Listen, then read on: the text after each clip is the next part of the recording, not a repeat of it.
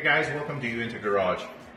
We're going to do something today that a lot of people don't do, and there's several different ways to do this. Josh is going to have a video about one way to do this.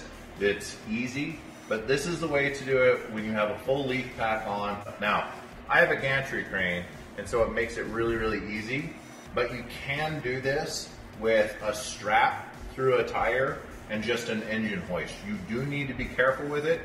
The reason that we're doing this is to measure for shocks, to measure for bump stops, and this is in reality the only way you can actually do this. You can get the truck running with no shocks or anything like that, go out and drive it, but this is how you flex something. And what a lot of people don't understand is that, so we're on the driver's side rear right now, and we're hooked to the bumper, strapping it up several times. You need to be careful about your straps because this is not the safest thing in the world to do, but if you prep yourself a little bit, it can be done perfectly safely.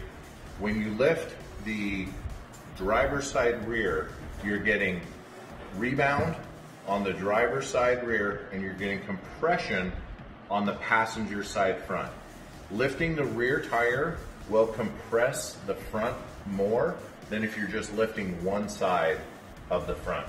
So this is the way to get your compression measurement on the passenger side front, and when we switch over to the passenger side rear, then we'll get our compression measurements on the driver's side front. Then we'll go to the front of the truck and we'll flex the front of the truck and we'll get all of our compression measurements for the rear. We are doing rebound measurements, which is true. We're doing rebound measurements on the rear of the truck right now. So with the gantry crane, it's real simple.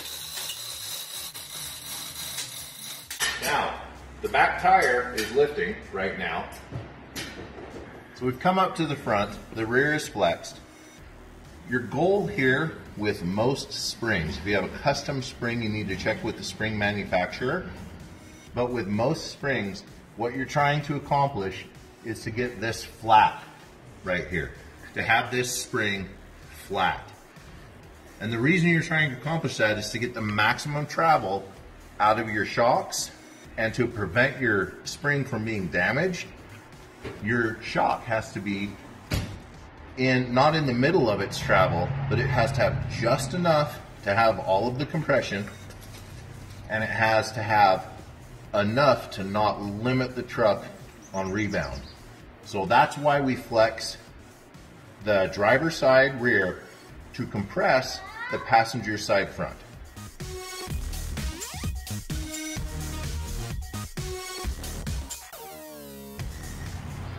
A thing about flexing is really you're not looking for your extension, you're not looking for your rebound.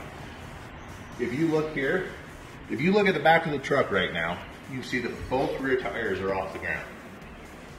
So what you're doing is trying to compress something, and then you just take your shock measurements and you leave enough shock showing. You need about a 1/2 to 3/4 of an inch of added space from your measurement to make up for bump stop travel and things like that. And you also need to calculate your bump stop travel. But as you can see, the shackle up here is still backwards a little bit. The front axle has a ton more rebound in it left. We have tons of room on the brake line. We have tons of room on the hydro assist cables. You really have a ton of room. So really what you're checking for is you're really only checking compression. That's why we do each corner of the rig. So you check compression, and you obviously keep going up as far as you can to get cool pictures so you can show all your friends. But doing this will get you the exact right length shock. On Chevys, hardly any of them from the factory, if you're running a 6-inch lift and you have a 6-inch lift shock, you're losing rebound on it. You are bottoming the shock when it's coming out, and you will gain travel by just doing custom shock mounts. A couple of measurements here that we've taken. We already took the ride height measurement. So we just want to take your measuring tape, and you need known points. All you're looking for is how much overall compression that you're getting out of everything. So our measurements here were 9.5 inches from the top of the bump stop bracket the bottom of the bump stop bracket, sorry, to the top of the spring plate. And right now, if we straighten out our tape, we are 6.5 compressed. And so you need to write all this down because you're going to take several measurements during this so that you can get your shocks and your bump stops mounted correctly. So you write down passenger side, I just abbreviate PS, 6.5 inches, bump stop bracket to the top of the spring plate.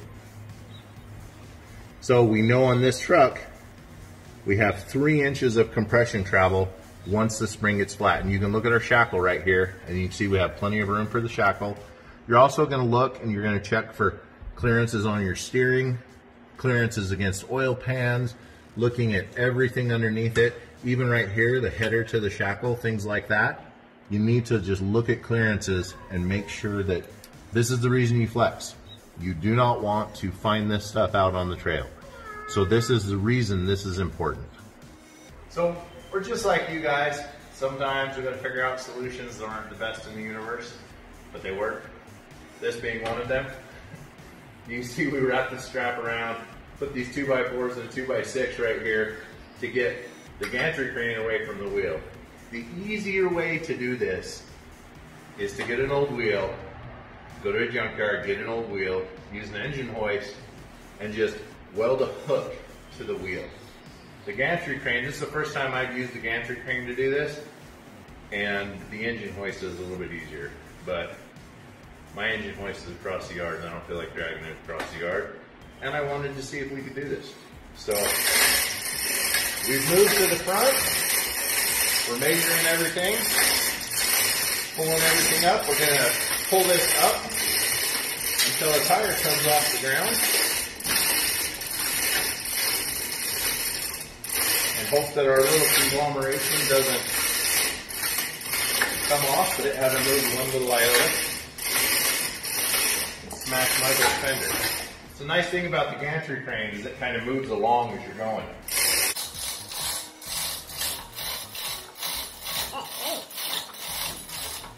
So this is a DIY A-bomb up front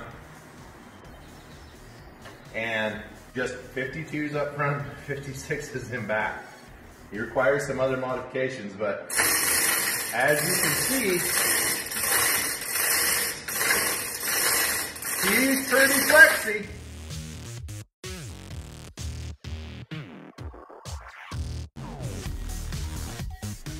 So as you can see, this is actually quite a bit of fun to do this. It's really enjoyable to see the fruits of your labor.